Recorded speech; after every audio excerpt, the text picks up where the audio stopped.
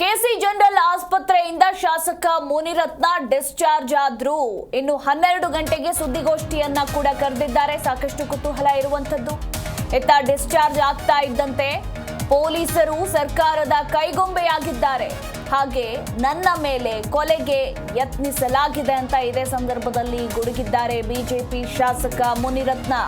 ಇನ್ನು 12 ಗಂಟೆಗೆ ಸುದ್ದಿಗೋಷ್ಠಿಯನ್ನ ಕೂಡ ಕರೆದಿದ್ದಾರೆ. ಮೊಟ್ಟೆ ಎಸೆತ ಪ್ರಕರಣದ ಬಗ್ಗೆ ಸುದ್ದಿಗೋಷ್ಠಿಯಲ್ಲಿ ಶಾಸಕ ಮುನಿರತ್ನ ಮಾತನಾಡಲಿದ್ದಾರೆ. ಈಗಾಗಲೇ ಡಿಕೆ ಬ್ರದರ್ಸ್ ಹಾಗೆ ಹನುಮಂತರಾಯಪ್ಪ ಮೇಲೆ ಗಂಭೀರವಾಗಿ ಆರೋಪವನ್ನ ಕೂಡ ಮಾಡಿದ್ರು. ಇದರ ಜೊತೆಗೆ ಕುಸುಮಾ ಮೇಲೂ ಕೂಡ ಗಂಭೀರ ಆರೋಪ ಮಾಡಿದ್ರು. ಅಂದ್ರೆ ನನ್ನನ್ನ ಕೊಲೆ ಮಾಡೋದಕ್ಕೆ ಇವರೆಲ್ಲರೂ ಕೂಡ ನೋಡ್ತಾ ಇದ್ದಾರೆ ಅಂತ ಗಂಭೀರವಾಗಿ ಆರ್ ನಗರ ಶಾಸಕ ಮುನಿರತ್ನ ಆರೋಪ ಮಾಡಿದ್ದು. ಇವತ್ತು ಮಧ್ಯಾಹ್ನ 12 ಗಂಟೆಗೆ ಸುದ್ದಿಗೋಷ್ಠಿಯನ್ನ ಕೂಡ ಕರೆದಿದ್ದಾರೆ. ಸುದ್ದಿಗೋಷ್ಠಿಯಲ್ಲಿ ಈ ಎಲ್ಲಾ ವಿಚಾರಗಳ ಬಗ್ಗೆ ಮಾತನಾಡುವ ಸಾಧ್ಯತೆ ಕೂಡ ಇರುವಂತದ್ದು. ಅಂಡ್ ಇನ್ನು ಏನೆಲ್ಲ ಹೇಳಲಿದ್ದಾರೆ ಅನ್ನೋದ್ರ ಕುರಿತು ಸಾಕಷ್ಟು ಕುತೂಹಲ ಕೂಡ ಇರುವಂತದ್ದು. ಮೊಟ್ಟೆ ಎಸೆತದಿಂದ ಮುನಿರತ್ನ ಅವರ ತಲೆಗೆ ಗಾಯವಾಗಿತ್ತು. ಹೀಗಾಗಿ ನಿನ್ನೆ ಏನು ಕೆಸಿ ಜನರಲ್ ಆಸ್ಪತ್ರೆಯಲ್ಲಿ ಚಿಕಿತ್ಸೆಯನ್ನ ಪಡೆದುಕೊಂಡ್ರು. ಇನ್ನು ರಾತ್ರಿ ಆಸ್ಪತ್ರೆಯಲ್ಲೇ ಉಳಿದುಕೊಂಡ್ರು. ಅಂದ್ರೆ ಸಿಟಿ ಸ್ಕ್ಯಾನ್ ಸೇರಿದಂತೆ ಇತರೆ ತಪಾಸಣೆಯನ್ನ ಕೂಡ ನೀಡಲಾಗಿತ್ತು. ತಲೆಗೆ ಗಾಯವಾದ ಕಾರಣ ವೈದ್ಯರ ನಿಗಾದಲ್ಲಿರೋದಕ್ಕೆ ಸೂಚನೆ ಕೂಡ ಮಾಡಲಾಗಿತ್ತು. ಹೀಗಾಗಿ ಅವರು ಕೆಸಿ ಜನರಲ್ ಆಸ್ಪತ್ರೆಯಲ್ಲೇ ರಾತ್ರಿ ಇರಬೇಕಾಗಿತ್ತು. ಇನ್ನು ಈಗಷ್ಟೇ ಅವರು ಆಸ್ಪತ್ರೆಯಿಂದ ಡಿಸ್ಚಾರ್ಜ್ ಕೂಡ ಆಗಿದ್ದು ಬರ್ತಾ ಇದ್ದಂತೆ ಸರ್ಕಾರದ ವಿರುದ್ಧ ಗುಡುಗಿದ್ದಾರೆ. ಹಾಗೆ 12 ಗಂಟೆಗೆ ಸುದ್ದಿಗೋಷ್ಠಿಯನ್ನ ಕೂಡ ಕರೆದಿದ್ದಾರೆ. ಈ ಕುರಿತು ನಮ್ಮ ಪ್ರತಿನಿಧಿ ಮಂಜುನಾಥ್ ಇನ್ನೂ ಹೆಚ್ಚಿನ ಡೀಟೇಲ್ಸ್ ಅನ್ನ ಕೊಡ್ತಾರೆ. ಮಂಜುನಾಥ್, ಕೆಸಿ ಜನರಲ್ ಆಸ್ಪತ್ರೆಯಿಂದ ಶಾಸಕ ಮುನಿರತ್ನ ಡಿಸ್ಚಾರ್ಜ್ ಆಗಿದ್ದಾಯಿತು. ಈಗ 12 ಗಂಟೆಗೆ ಸುದ್ದಿಗೋಷ್ಠಿಯನ್ನ ಕೂಡ ಕರೆದಿದ್ದಾರೆ. ಏನೆಲ್ಲ ಮಾತನಾಡಲಿದ್ದಾರೆ ಅನ್ನೋದ್ರ ಕುರಿತು ಸಾಕಷ್ಟು ಕುತೂಹಲ ಇದೆ. ಈ ಬಗ್ಗೆ ಹೆಚ್ಚಿನ ಡೀಟೇಲ್ಸ್. ಮಧುಮಲ್, ಖಂಡಿತವಾಗೂ ಶಾಸಕ ಮುನಿರತ್ನವರ ಮೇಲೆ ಮೊಟ್ಟೆ ಎಸೆತ ಸಂಬಂಧಪಟ್ಟಾಗೆ ಈ ಪ್ರಕರಣ ಸಂಬಂಧಪಟ್ಟಾಗೂ ಕೂಡ ಸಾಕಷ್ಟು ವಿವಾದಗಳು ಸೃಷ್ಟಿಯಾಗಿದ್ದಾವೆ. ಕೆಸಿ ಜನರಲ್ ಆಸ್ಪತ್ರೆಯಲ್ಲಿ ಅವರು ಅಡ್ಮಿಟ್ ಆಗುವಂತ ಕೆಲಸ ಆಗ್ತಾರೆ. ನಿನ್ನೆ ಜಯದೇವ ಹೃದ್ರೋಗ ಅಲ್ಲಿ ಮಾಜಿ ಅಲ್ಲಿದ್ದಂತಹ ವೈದ್ಯರು, ಮುಖ್ಯ ವೈದ್ಯಾಧಿಕಾರಿಗಳೇನಿದ್ರು ಅವರು ಮಂಜುನಾಥ್ ಅವರು ಕೂಡ ಅವರಿಗೆ ಚಿಕಿತ್ಸೆಯನ್ನ ಕೊಡುವಂತ ಕೆಲಸ ಮಾಡ್ತಾರೆ.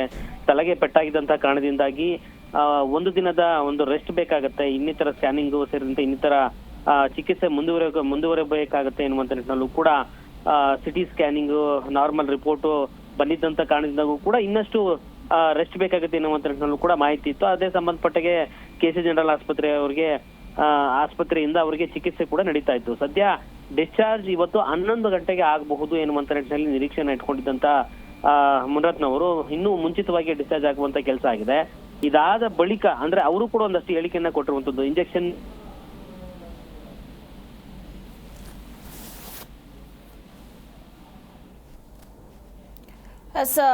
ನಿಮ್ಮ ಸಂಪರ್ಕ ಕಡಿತಗೊಂಡಿದೆ ಮಂಜುನಾಥ್. ಥ್ಯಾಂಕ್ ಯು ನಿಮ್ಮೆಲ್ಲ ಮಾಹಿತಿಗಾಗಿ.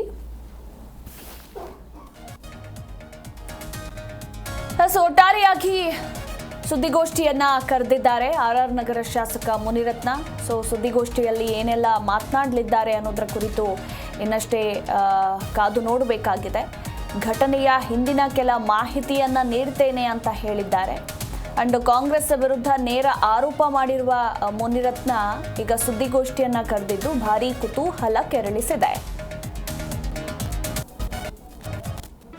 ಜಿ ಕನ್ನಡ ನ್ಯೂಸ್ ಈಗ ನಿಮ್ಮ ಮನೆಯಲ್ಲೇ ನೋಡಿ. ಎಲ್ಲ ಕೇಬಲ್ಗಳಲ್ಲಿ ಈಗ ಲಭ್ಯ.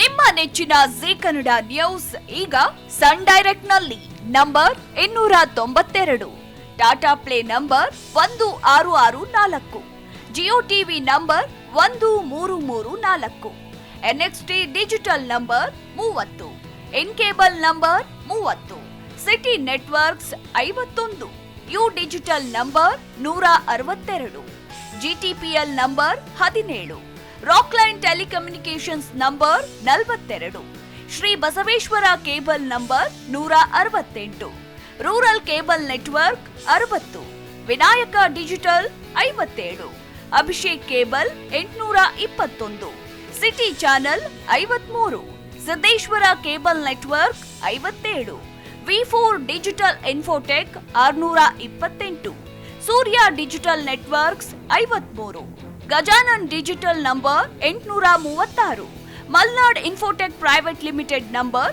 56, metro cast number 830, victory digital number 167ರಲ್ಲಿ ನೋಡಿ ಆನಂದಿಸಿ.